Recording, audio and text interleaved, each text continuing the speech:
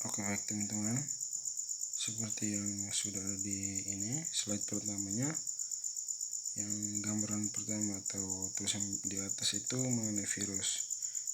Jadi saya mau presentasi mengenai virus.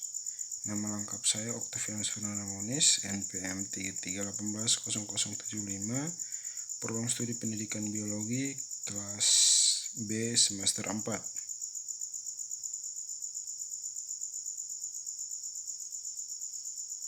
Ya baik teman-teman, seperti tema tadi, saya akan presentasikan mengenai virus. Jadi langsung saja, virus adalah mikroorganisme terkecil yang tidak memiliki sel dan hanya mempunyai kode genetik saja. Virus hidup sebagai parasit obligat yang menginfeksi sel inang. Di luar sel organisme, virus hidup sebagai layaknya benda mati tanpa ada tanda-tanda kehidupan. Tetapi begitu berinfeksi sel, virus akan berubah menjadi makhluk hidup terkecil yang ganas, yang dapat membunuh sel inang dan menyebabkan penyakit. Karena itu, virus disebut sebagai patogen, yaitu mikroorganisme penyebab penyakit. Kata virus diambil dari Latin furale, yang artinya menular, atau virion yang berarti racun.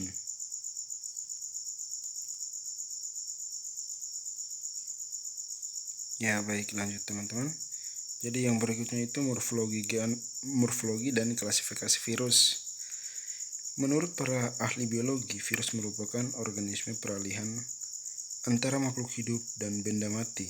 Dikatakan peralihan karena virus mempunyai ciri-ciri makhluk hidup, misalnya mempunyai DNA, asam deoksiribonukleat, dan dapat berkembang biak pada sel hidup. Memiliki ciri-ciri benda mati seperti itu, memiliki ciri-ciri benda mati seperti tidak memiliki protoplasma dan dapat dikristalkan. Menurut para ahli biologi, virus adalah peralihan antara makhluk hidup dan benda mati. Virus dikatakan peralihan karena virus mempunyai ciri-ciri seperti makhluk hidup, yaitu dengan mempunyai DNA dan mampu berkembang biak pada sel hidup, serta mempunyai ciri-ciri benda mati, yaitu tidak mempunyai protoplasma dan mampu dikristalkan. Virus dalam memproduksi dengan memerlukan sel inang, sehingga virus bersifat parasit obligasi. Baik, lanjut teman-teman. Ya, sekarang kita masuk pada ciri-ciri virus. Jadi ciri-ciri virus yang pertama itu virus berukuran aseluler atau tidak mempunyai sel. Yang keduanya itu virus berukuran amat kecil, jauh lebih dari bakteri, yaitu sekitar 20-300 milimikron. Yang ketiga itu virus hanya memiliki salah satu macam asam nukleat atau RNA atau DNA. Yang keempat, virus umumnya berupa semacam haplur atau kristal. Yang kelima, tubuh virus terdiri atas kepala, kulit, dalam kurung selubung atau kapsid, isi tubuh, dan serabut ekor.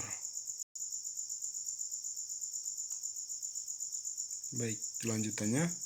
Jadi yang keenam, hanya hidup di dalam sel hidup, tidak melakukan aktivitas metabolisme, bentuk bervariasi mulai dari bentuk oval, silinder, polihedral, dan kompleks. Yang kesembilan, virus tidak bergerak, tidak membelah diri. Yang ke-10, virus dapat dikristalkan.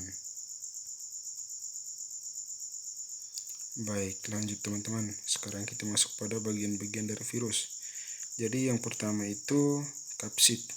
Kapsid merupakan pembungkus asam nukleat. Kapsid inilah yang menentukan morfologi virus. Kapsid berfungsi sebagai pelindung asam nukleat, melekatkan virion pada sel inang yang terinfeksi virus, dan sebagai penyedia protein untuk virion saat virion menginfeksi membran sel inang.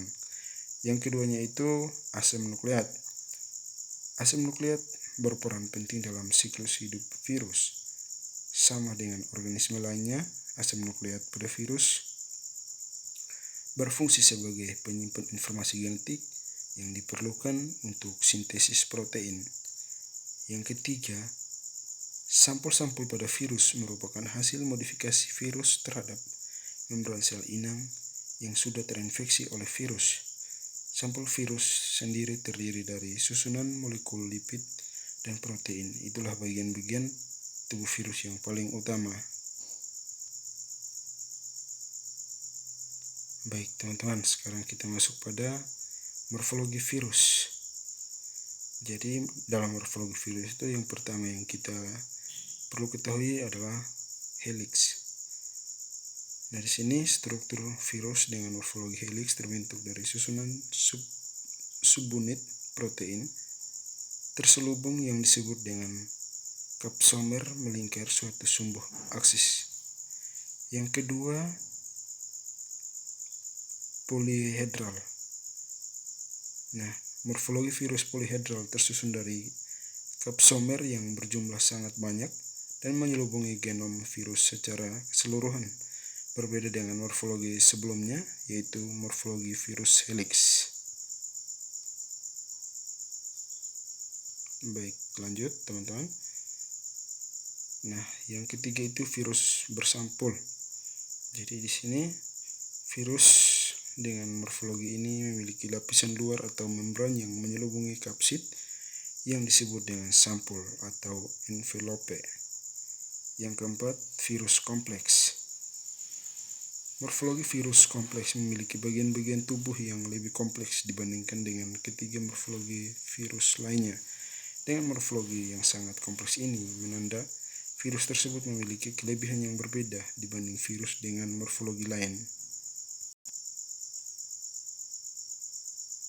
Baik, teman-teman, sekarang kita masuk pada perbedaan virus dengan tumbuhan dan hewan. Nah, virus dikatakan makhluk hidup karena dapat memproduksi atau merelipka dirinya di dalam sel inang atau bakteri, dan dikatakan non-makhluk hidup jika berada di luar inangnya atau berada di udara bebas, sedangkan tumbuhan dan hewan dikatakan makhluk hidup karena dapat melakukan reproduksi melalui peleburan sel telur dan sperma. Nah, virus hanya mempunyai salah satu RNA atau DNA saja pada kapsulnya, dalam kurung tidak mempunyai sel, sedangkan tumbuhan dan hewan mempunyai keduanya di dalam setiap selnya.